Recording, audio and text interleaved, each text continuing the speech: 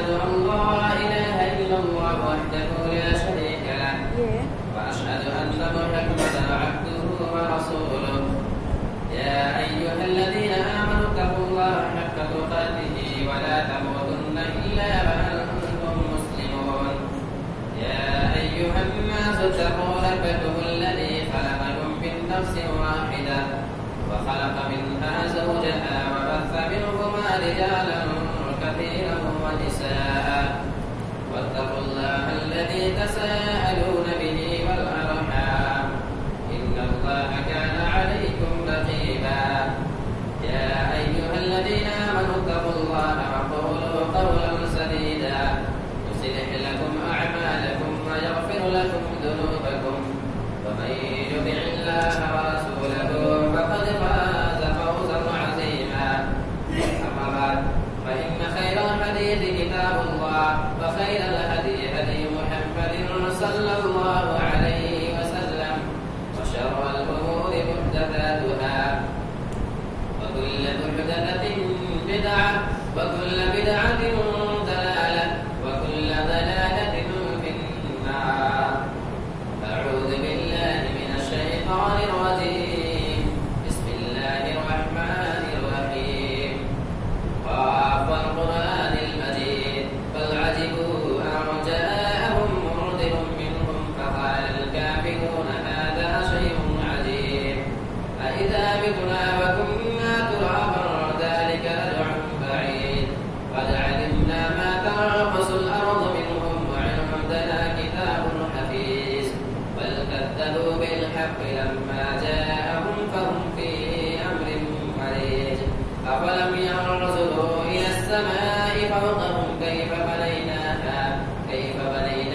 وزيناها وما لها من فروج والأرض مددناها وألقينا فيها رواسي وأنبتنا فيها من كل زوج بهيج تبصرة وذكرى لكل عبد منيب ونزلنا من السماء ماء مباركا فأنبتنا به جنات وحب الحصيد والنخل باسقات لها طلع نضيد رزقا للعباد وأحيينا به بلدة ميتا كذلك الخروج كذبت قبلهم قوم نوح وأصحاب الرس وثمود وعاد وفرعون وإخوان لوط وأصحاب الأيكة وقوم تبع كل كذب الرسل فحق وعيد أفعينا بالخلق الأول بل هم في لبس من خلق جديد وقال الله تبارك وتعالى في كلامه المجيد بسم الله الرحمن الرحيم ولنبلونكم بشيء من الخوف والجوع ونقص من الأموال والأنفس والثمرات وبشر الصابرين رب اشرح لي صدري ويسر لي أمري واحلل عقدة من لساني يفقهوا قولي محترم و محترم بزرگان دین نوجوان ساتھیوں عزیز بچوں پردہ نشین خواتین اسلام پیاری ماں بہنوں تمام طرح کی تعریف حمد و ثنا کبریائی بڑائی اور بزرگی اس اللہ رب العالمین کی لائق اور زیبا ہے جس کے احسان کے تلے ہم اور آپ دبے ہوئے باوجود اس کے کہ بسا اوقات ہمیں یہ لگتا ہے کہ اللہ رب العالمین نے ہمارے اوپر بہت بڑی آزمائش نازل کی ہے ہمارے اوپر پریشانی اس وقت سامنے نظر آ رہی ہے کبھی کبھی ہمیں ایسا لگتا ہے اس کے باوجود اللہ رب العالمین کا لاکھ لاکھ احسان ہے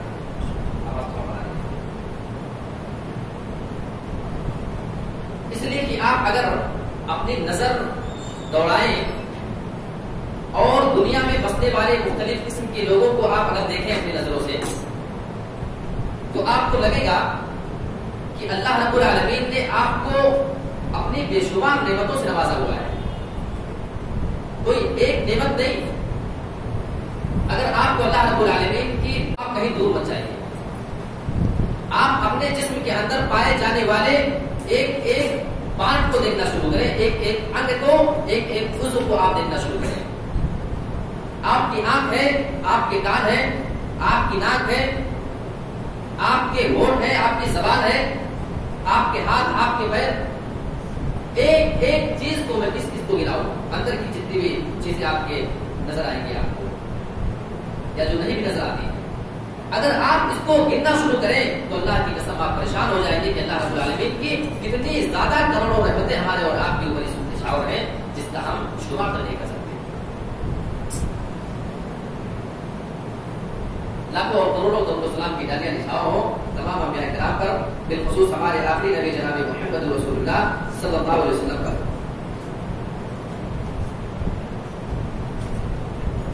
एक बात मेरे ज़हन में इस वक्त आई है, अल्लाह रब्बुल आलमीन ने तीसरे पारे के अंदर सूरह 3 के अंदर फरमाया है, लक़द खलक़नल इंसाना फी अहसनी तक़वीम, कि मैंने इंसान को बेहतरीन ढांचे में पैदा किया है, बेहतरीन शक्ल सूरत में पैदा किया है। इस जुमले को अगर आप समझना चाहें तो आप सिर्फ एक बार कभी खाना खाने के लिए बैठे और गौर करके देख लें कि जो अल्लाह रब्बुल आलमीन ने फरमाया कि मैंने इंसान को जिस तरह पैदा कर दिया है, इससे बेहतर के बारे में वो इंसान सोच भी नहीं सकता है। आप खाना खाने बैठेगा और आपके सामने खाना मौजूद हो, एक लुक़मा आपको उठाना अपने मुंह में लेकर जाने के लिए, उस एक लुक़मे को आप आसानी के साथ अपनी नजर के सामने देख रहे हैं, खाने को आपके सामने मौजूद है, आपकी आंख उसको देख रही है और बता रही है कि खाना सड़ा गला नहीं है, खाने के अंदर कोई खराबी नहीं है, इसके अंदर कीड़े मकोड़े नहीं पड़े हैं, इसके अंदर कोई गलत चीज नहीं पड़ी हुई है। आपकी आंख ने उसको अपने सामने देख लिया, पता है ना, आपका हाथ सीधा सीधा आपके सामने खाने में चला जाता है, आप उसको उठाते हैं। तरतीब देखिए अल्लाह रब्बुल आलमीन ने जो हमारे और आपके अंदर बनाई है, जिसको अल्लाह ने फरमाया कि अहसनी तक़वीम, इससे बेहतर बनावट हो ही नहीं सकती थी। मैं आपको बताता हूं कैसे। आप एक लुक़मा खाना उठाएं और खाने को आप अपने मुंह में लेकर के जाना चाहते हैं। अभी आप लेकर के जाएंगे और अपने मुंह पे लेकर के जाना ही चाह रहे थे, आपकी नाक ये भी मौजूद है, खाना आया, अभी आपको उसकी खुशबू के बारे में नहीं मालूम कि खाना कैसा है, उसमें बदबू आ रही है, खुशबू आ रही है, कोई ऐसी चीज तो नहीं, आपने तो देखी, लेकिन आंख आपकी अभी वो बदबू उसकी महसूस नहीं कर सकती है ना। तो जैसे आप लुक़मा लेकर के आते हैं, आप यहाँ करते हैं, आपकी नाक ने सूंघ लिया, आपकी नाक ने इजाजत दे दिया कि कंप्लीट है, ठीक है, परफेक्ट है खाना, इसमें कोई बदबू नहीं आ रही है। अब आप आसानी के साथ अपने मुंह में डालें और उसी मुंह में अल्लाह रब्बुल आलमीन ने दांत बनाए, उसी में ज़बान बनाई, उसी में हलक है और वहीं से वो जा करके सीधा आपके पेट में चला जाता है। एक बात मैं आपको बताऊं, अगर यही चीजें हमारी, आप मान लीजिए हमारे सर के पीछे होती, आप समझने की कोशिश करें, नाक हमारी होती हमारे घुटने में, पैर पे, ठीक है, ज़बान और दांत हमारे होते हमारे पीठ में, तो एक लुक़मा खाना खाने के लिए आप पहले लुक़मा उठाते, ले जाकर के पीछे आपको दिखाते कि भाई कैसे है, ठीक ठाक है, वहां से आप लेकर के आते, अच्छा आपने कह दिया ठीक है। अब उसके बाद क्या करना, नाक आपकी है घुटने में, पैर के पास, अब ले जाकर के वहां आप नाक को सुखा के लाइए साफ, ठीक है, कोई बदबू तो नहीं आ रही है। उसने कहा ठीक है, अब ले जाकर के पीछे से आप दांत और ज़बान से उसको चबाने के लिए थे, वहां से चबा के आए, उसके बाद लेकर के आइए, फिर अंदर डालिए। कितनी परेशानी हो जाती है एक लुक़मा खाना खाने में। और किया आपने कुरान मजीद की इस आयत करीमा में अल्लाह फरमाता है, लक़द खलक़नल इंसाना फी अहसनी तक़वीम, हमने इंसान को निहायत ही बेहतरीन रंग और बेहतरीन साँचे में ढाला हुआ है। अब आइए जो मैंने आपके सामने आयत रखी है उसमें भी आता हूँ। अल्लाह रब्बुल आलमीन मुख्तलिफ तरीके से मुसलमानों को आज़माता है, खास तौर से अपने नेक बंदों को और ज्यादा आज़माता है। वलनबलुवन्नकुम बिशैइन मिनल खौफि वल जू'i वनक़्सिम मिनल अमवालि वल अनफ़ुसि वत्थमरात वबश्शिरिस साबिरीन, हम तुम्हें जरूर आज़माएंगे, यानी बगैर आज़माए तुमको छोड़ेंगे नहीं। यानी अल्लाह रब्बुल आलमीन किन किन चीजों के जरिए हमको आज़मा सकता है, अल्लाह रब्बुल आलमीन ने उसको खुद ही बयान फरमाया है। 5 चीजों का जिक्र अल्लाह ने किया है। मिनल खौफि, हम तुम्हें कभी खौफ के जरिए आज़माएंगे, डर में मुब्तला करके आज़माएंगे। हमने खौफ को भी नजरों से लॉकडाउन में देखा है, कोरोना वायरस की महामारी में देखा है। हमारी मस्जिदों में नमाजें तक बंद है, यानी डर का ऐसा आलम है। हुकूमत की जानिब से गाइडलाइन जारी कर दी जाती, कोई अपनी इबादत गाह में नमाज पढ़ने न चाहे, कोई किसी کسی مندر میں نہ جائے، کوئی کسی چرچ میں نہ جائے. ہم نے خوف کا یہ منظر اپنی آنکھوں سے اس سے پہلے کبھی نہیں دیکھا. آپ نے دیکھا نا کبھی؟ ایک آزمائش ہوگی خوف. ہم نے اس کو اپنی نظروں سے دیکھ کے لاکھ ہو گئے اس کورونا وائرس میں. والجوع، ہم نے انسان کو بھوکا رکھ کر کے بھی آزمایا ہے. اے مسلمانوں، ہم تمہیں بھوکا رکھ کر کے بھی آزما سکتے ہیں. آپ نے اس سے پہلے ویڈیو کلپ دیکھی ہوگی جب لاک ڈاؤن کا زمانہ شروع ہوا، یعنی ساری جگہوں پہ کام اور دھندے بالکل بند کر دیے گئے. انسان کا اپنے گھروں سے نکلنا منع ہے. سارے کی ساری سڑکوں پہ پولیس چکر کاٹے جا رہی تھی. بالکل اجازت نہیں، کوئی بھی انسان اپنے گھروں سے باہر بلا ضرورت نہ نکلے. آپ کے شہر میں جو دیہاتوں سے کام کرنے کے لیے آتے تھے، کوئی یو پی سے، کوئی بہار سے، کوئی بنگال سے، کوئی کہیں سے، اس طریقے سے ٹرکوں میں بھر بھر کے ہم نے ان کو جاتے ہوئے دیکھا ہے. کسی کو دیکھا کوئی سائیکل لے کر کے جا رہا ہے، کوئی ٹھیلے اور رکشے پہ اپنے گھر کو چلے جا رہا ہے. اور کچھ لوگ تو ایسے بھی نظر آئے جو اپنے پیر کے بل پیدل چلتے ہوئے اپنے گھروں کو بھاگے جا رہے ہیں. اور راستے میں بھوک کا عالم یہ تھا، اگر کہیں پہ کوئی کھلانے والا مل گیا تو کھا لیے، ورنہ بھوکے بیچارے کئی دن کا سفر کر کے چلے جا رہے ہیں. اللہ فرماتا ہے ہم تمہیں بھوک کا رکھ کے لیے آزمائیں. وَنَقْسِم مِّنَ الْأَمْوَالِ وَالْأَنفُسِ وَالثَّمَرَاتِ، اے میرے بندو، ہم تمہیں مال میں کمی کر کے بھی آزما سکتے ہیں. ہم نے اسی لاک ڈاؤن میں دیکھا ہے جتنے بھی کروڑ پتی تھے، اچانک جب بزنس ان کا ٹھپ پڑ جاتا ہے، رک جاتا ہے. اچھا بہت سارے لوگ تھے جن کا یہ گمان ہو چکا تھا کہ ہمارے بزنس میں کبھی اب لاس نہیں ہو سکتا ہے.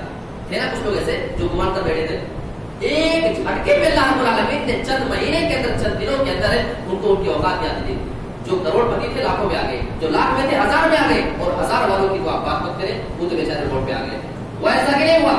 اللہ فرماتا ہے میرے بندو ہم تمہیں آزمائیں گے، کبھی تمہارے مالوں میں کمی کر کے آزمائیں گے. وَنَقْسِم مِّنَ الْأَمْوَالِ وَالْأَنفُسِ، ہم کبھی تمہاری جانیں چھین کر کے آزمائیں گے.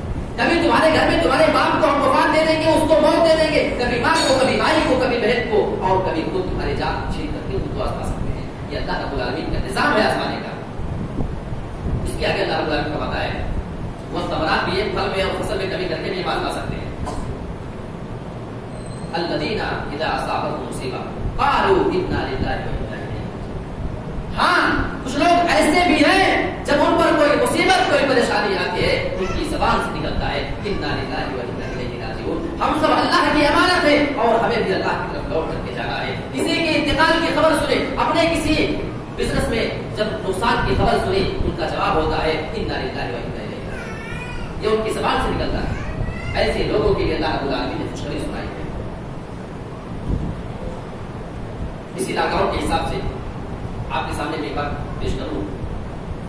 دور تھا حضرت ابوبکر صدیق رضی اللہ تعالیٰ عنہ کی دور خلافت کا، اور وہاں پہ بہت زبردست پریشانی پڑ گئی تھی مدینہ کے اندر. سارے لوگ جتنے بھی وہاں پہ پریشان، کھانے پینے کی کوئی چیز پیدا نہیں ہو رہی ہے، فصل میں کمی آ گئی، بالکل احسانی، آسمان سے بارش نازل نہیں ہو رہی ہے. لوگ بھاگے بھاگے اپنے امیر کے پاس آتے، خلیفہ کے پاس آئے. ابوبکر صدیق رضی اللہ تعالیٰ عنہ دیکھیے احسانی کا یار ہے، کھانے پینے کی کوئی چیز ہم کو میسر نہیں ہے، لیکن ان کا بھروسہ نہ پڑتا.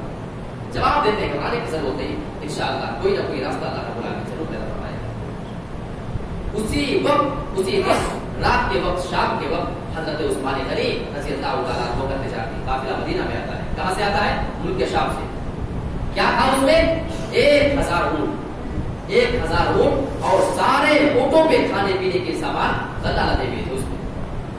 آیا اب صبح ہوتے ہی جتنے بھی تاجر، جتنے بھی بزنس مین مدینہ کے تھے، شہر کے، وہ آ کر کے ان کے پاس پہنچ گئے، ان کے دربار میں، اور ریٹ بولی لگانا شروع کر دیا کہ آپ کا جو مال رات میں آیا ہے، اللہ ہو جاتا ہے نا، بہت جلدی شور ہو جاتا ہے کہ یہاں مال آیا ہوا ہے.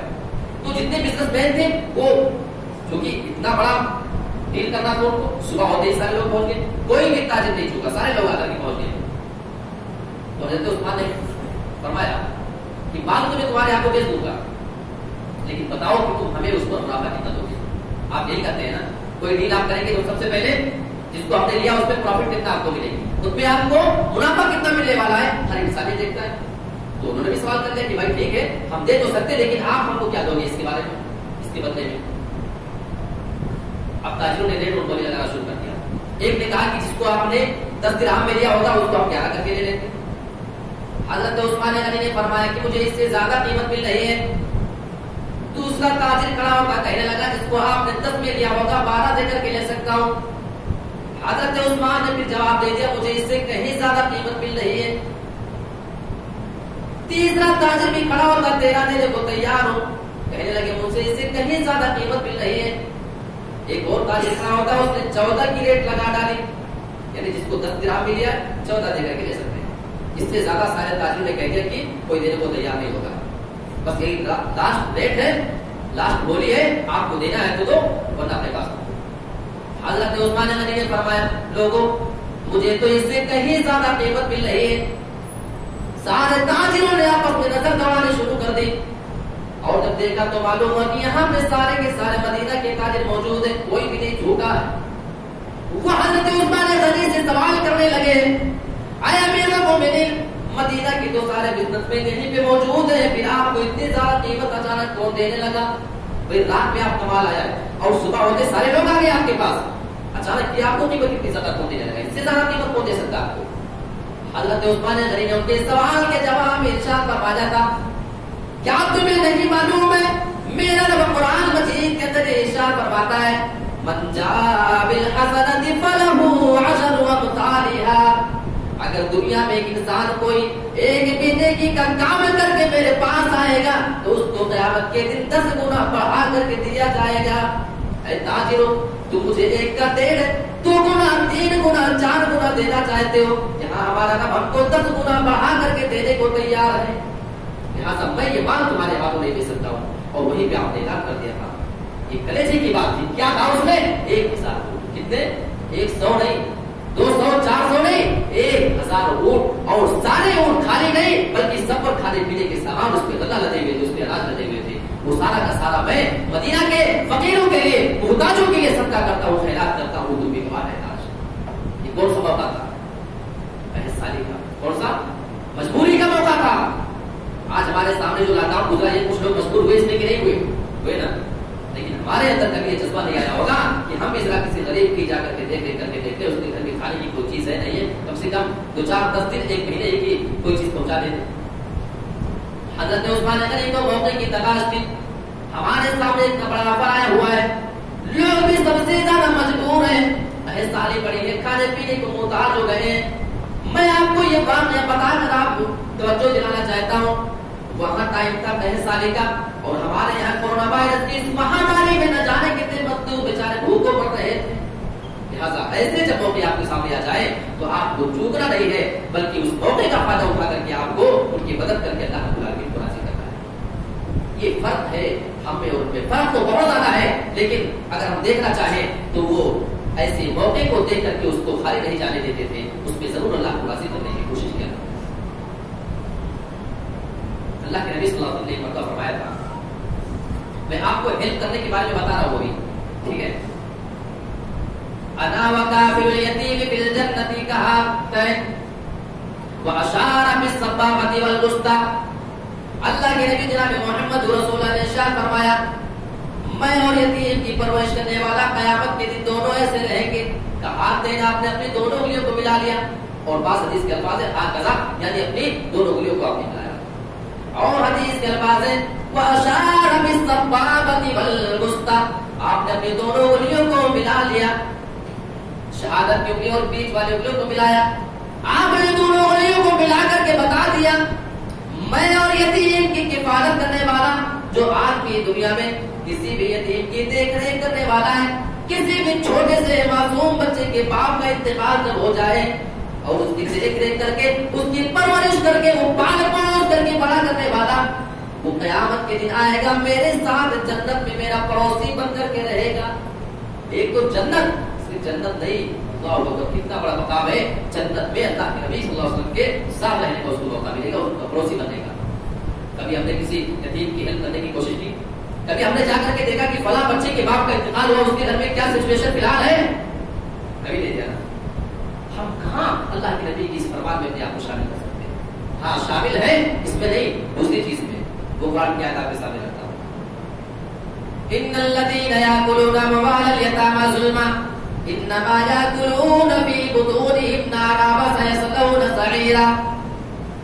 جو لوگ یتیموں کا مال ظلم کر کے چھین کر کے ہڑپ کر کے کھانے والے ہیں انما ياكلون في بطونهم نارا حقیقت میں وہ لوگ اپنے پیٹ میں جہنم کی آگ کو بھرنے کی پوری کوشش کر رہے ہیں.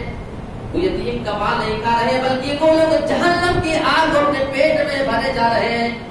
وَسَيَصْلَوْنَ سَعِيرًا اور مرنے کے بعد ایسے لوگ تو جہنم کے اندر جانے والے ہیں. یہ اللہ رب العالمین ان کا ٹھکانہ بتا رہا ہے.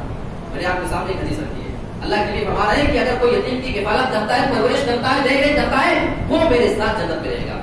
یہ ہوئی حدیث. اور ایک طرف آیت بتا رہی ہے جو لوگ یتیم کا مال چھین کر کے ہڑپ کر کے ناجائز قبضہ کر کے کھانے والے ہیں وہ لوگ جہنم میں جانے والے ہیں. آپ بتائیں, فیصلہ آپ کریں, آپ کو کہاں جانا ہے؟ آپ کو اس حدیث میں شامل ہونا ہے یا اس آیت کریمہ میں جو لوگ وجدان اس کے ہونے والے ہیں آپ کو اس میں شامل ہونا ہے؟ فیصلہ آپ کے ہاتھ, اختیار آپ کے ہاتھ میں. ایک بار دو آدمی آئے اللہ نبی کے پاس, صحیح مسلم کے حدیث میں. دونوں آئے, ایک زمین کے بارے میں ان کا جھگڑا ہو گیا تھا. دونوں کہہ رہے تھے کہ یہ زمین ہماری ہے. آئے اور اللہ کے نبی کے پاس دونوں چلنے لگے.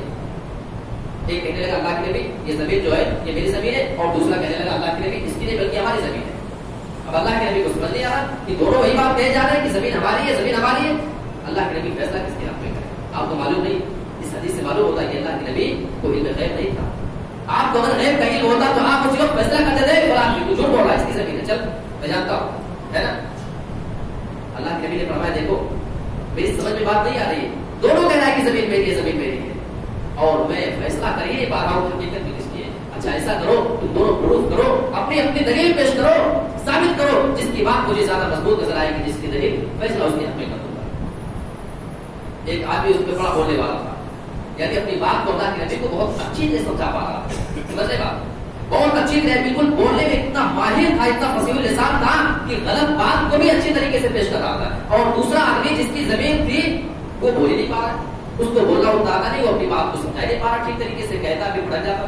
اور وہ آدمی اللہ کے نبی کو سمجھا کر کے بالکل سنتشٹ کر لے گیا, بالکل ایگری کر لے گیا ان کو کہ ہاں اللہ کے نبی یہ زمین ہماری ہے. اللہ کے نبی نے دونوں کی زمین کے بارے میں باتوں کو سنا, آپ نے فیصلہ سنا دیا. اے فلاں آدمی تمہاری بات مجھے زیادہ مضبوط نظر آ رہی ہے, تمہاری بات مجھے زیادہ تر نظر آ رہی ہے. اور دوسرے آدمی کی جانب آپ نے اشارہ کر کے کہا تم تو مجھے اپنی بات نہیں سمجھا پا رہے ہو, تمہاری دلیل مجھے کمزور معلوم ہوتی ہے, لہذا اس زمین کا فیصلہ میں اسی آدمی کے حق میں کیے دیتا ہوں. وہ آدمی سنا بڑا خوش ہو گیا ہے, زمین ہماری, جبکہ اس کی زمین تھی نہیں حقیقت معلوم. لیکن اللہ کے نبی نے جب فیصلہ کر دیا, آپ نے فیصلہ کرنے کے بعد اس آدمی سے اتنا کہہ ڈالا, آپ نے اس کو تنبیہ کر ڈالی.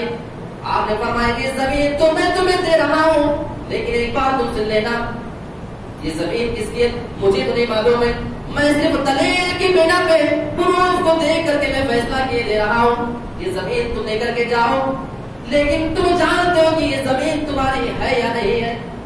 اگر یہ زمین تمہاری نہیں ہے یا ہے ہمیں تو نہیں معلوم, تم اس کے بارے میں جانتے ہو, لیکن اگر یہ زمین تمہاری نہیں وہی نبا یا تو یہ زمین نہیں بلکہ میں تمہیں جہنم کا ٹکڑا دے. اگر چاہو تو لے سکتے ہو, چاہو تو چھوڑ کر کے جا سکتے ہو. پہلے سنا تھا فیصلہ تو خوش ہو گیا تھا, بعد میں اللہ کے نبی نے فرمایا اگر یہ حقیقت میں زمین تمہاری نہیں ہے, اگر فیصلے کو کرنے میں میں غلط ہوں, میں غلطی میں ہوں فیصلہ کرنے میں, تو یاد رکھنا ہی نباہی اپنی جو بھی نتا جو دے رہا ہوں اسے زمین نہ سمجھنا بلکہ جہنم کا ٹکڑا سمجھ کر کے لے جانا. آدمی نے سنا کہنے لگا کہ نبی یہ زمین ہماری نہیں, اسی آدمی کی ہے, میں تو جھوٹ بول رہا ہوں. آج ہمارا ہے ایسا ایمان, جب اللہ کے نبی کا کیا ہوا فیصلہ اس کی زمین اس آدمی کی زمین نہیں بنا سکا. آج بھی تو اپنے معاملے ہم اپنے مقدمے کورٹ کچہری میں وکیلوں اور ججوں تک لے کر کے جاتے ہیں, کسی وکیل کی لمبی چوڑی تقریر اور بعد میں جج کو ایگری کروا لینا کہ ہاں یہ زمین اس کی ہے, یہ پراپرٹی اس کی نہیں اس کی ہے. بتاؤ جب نبی کا فیصلہ اس آدمی کی زمین اس کی نہیں کرا سکتا ہے تو کسی جج کا کیا ہوا فیصلہ اس کی زمین اس کی کیسے کرا سکتا ہے؟ ابھی اور کیا ہم نے مقدمات تو بہت کرنے کا ہمیں شوق ہے, کیس ہم سے کوئی لڑکے دیکھ لے لاکھوں روپیہ خرچہ کر ڈالیں گے لیکن زمین چھوڑیں گے نہیں. یہ فلاں فلیٹ ہمارا ہے اس کو ہم چھوڑیں گے نہیں, حالانکہ معلوم ہے کہ زمین آپ کی نہیں ہے.